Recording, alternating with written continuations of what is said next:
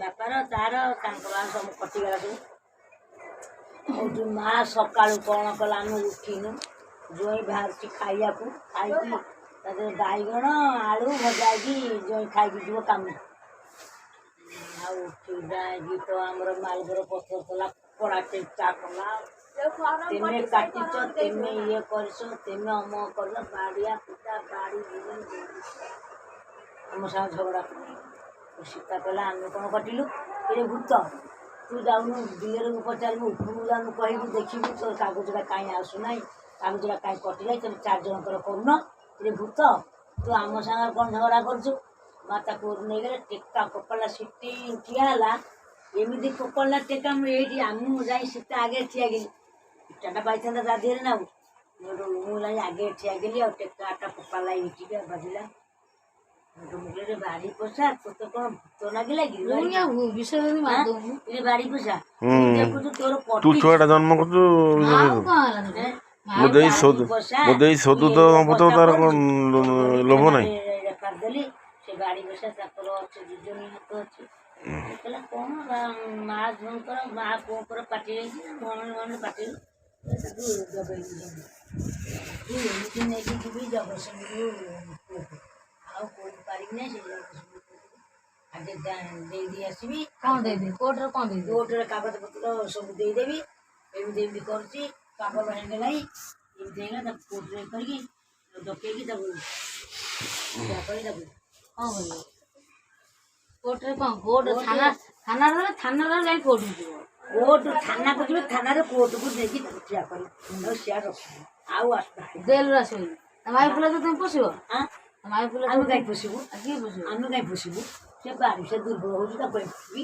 ଏମିତି କରିଦେବି ନା କରିଦେବି ସଞ୍ଜୟ ନାଁରେ ଆବେରୀ ନାଁରେ କରିଦେବି ଗଲା ସରିଲା କାଗଜପତ୍ର ମୋର ଅଛି ଘରେ କରୁନାହିଁ ଆବେରୀ ଟିକେ ମନ ଦେଉନା ଆବେରୀ ଯଦି ମନ ଦେବ ସବୁ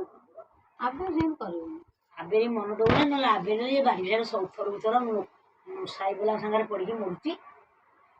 ସେ ତମର ଯେଉଁ ଶତ୍ରୁ ତାଙ୍କ ସାଙ୍ଗରେ ହଁ ଶତ୍ରୁ ସାଙ୍ଗରେ ମିଶିକି ସବୁ ନାଟ କରୁଛି କଲେ ଏମିତି କରିଦେବି ଗଲା ସରିଲା ଅଖା ଦଉଥିବ କୁଆଡ଼େ ଯାଉଛୁ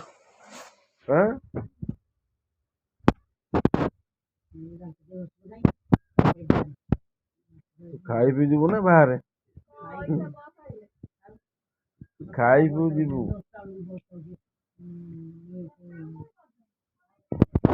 ଖାଇ ପିଇକି ଭାଇଆ ବସ ସବୁବେଳେ ଅଛି।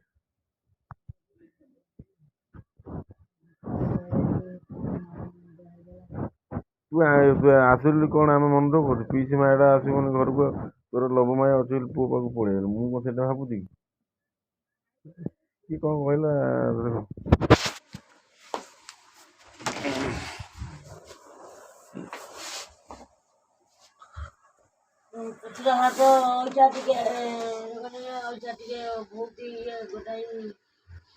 ମୁଁ ଯେତେ ଅସୁବିଧାରେ ପଇଲେ ଭାବିଲେ ସବୁ ଆଡ଼କୁ ହେଉଛି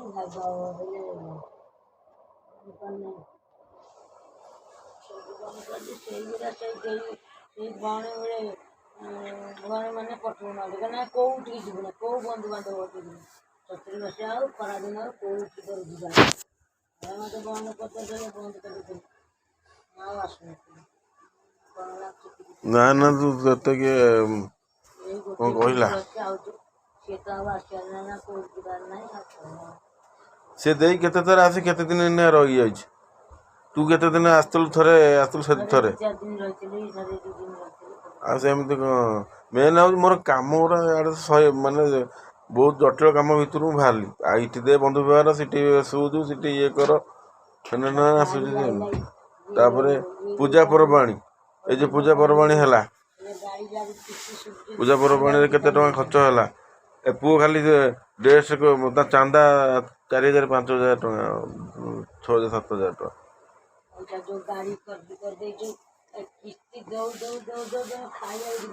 ବର୍ତ୍ତମାନ ମୋ ପୁଅ ସେ ଇଏ ଛୁଆଟା ତ ଚାକିରି ଛାଡ଼ିଦେବା ତା ଇଚ୍ଛା ହେଉଛି କେବଳ ମୁଁ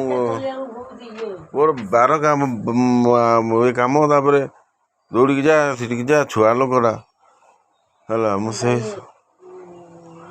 ସେଟା 8 ଘଣ୍ଟିଆ ଡ୍ୟୁଟି ହୁଅନ୍ତା କି ସେ ଅଲଗା ଇଏ ପୁରା ଲଗାତାର 8ଟାରୁ ଯିବ ପୁରା ରାତି 8ଟାରେ ଆସିବ। ମଜବୁରିରେ ମୋ ପୁଅ କରୁଛି, କେତେ କଷ୍ଟରେ ଆମେ ଅଛୁ। ବଡ଼ ପୁଅଟା କାମ କରୁଥିଲା ଭୁବନେଶ୍ୱରରେ, ସିଏ ଆସି ଘରେ ରହିଛି ବାଜା ରାଜା ବୋଲି ଯାହା ଟିକେ ଘର ଖର୍ଚ୍ଚଟା ଚଳଉଛି ଆଉ। ନାଇଁ ତାରି ଖର୍ଚ୍ଚ କରୁଛି। ମୋ ପୁଅ ଏଇଠି ଗୋଟେ ଗାଡ଼ି ପାଲା ଆଣିଲା, ବହୁତ ଖର୍ଚ୍ଚ କରେ ସିଏ ଯେ ସେ ଟଙ୍କାଟେ ରଖେନି। କାଲି ତେଲ ପକେଇଦେଲା, ପାଲ ଘିନି ଆଇଲା, ଭଲ କରିଛି, ପାଲ ଘିନି ଦେଲା ଭଲ।